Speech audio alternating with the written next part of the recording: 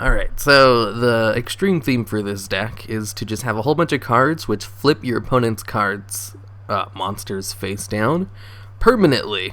The only two cards that actually do that aren't part of an archetype are Burying Mirror Force and Endless Trap Hole.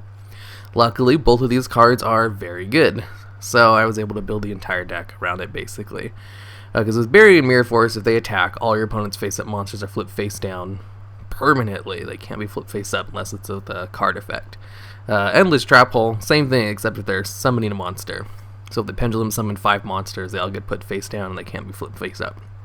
So the other way I was able to do that would just, because you can't really build a deck around 2 trap cards. I also have Swords of Concealing Light, which have the same effect basically. It flips all your opponent's cards face down, and all your opponent's face down cards can't be flipped up. So if I flip them down with like my Burgess Toma or Showdown or Book of Moon, because all these cards just flip your opponent's cards face down, but only for 1 turn. If Swords of Concealing Light is out, they're going to stay face down while this card's out, so it's like a semi face down, whatever. Anyways, how do you take advantage of that? Well, you just attack directly.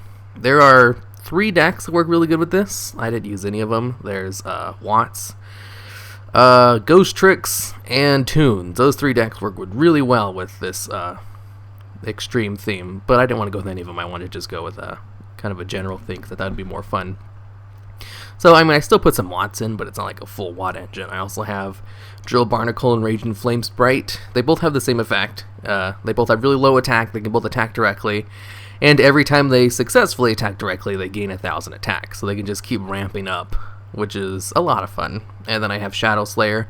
He can attack directly if your opponent only has defense position monsters, which this deck does.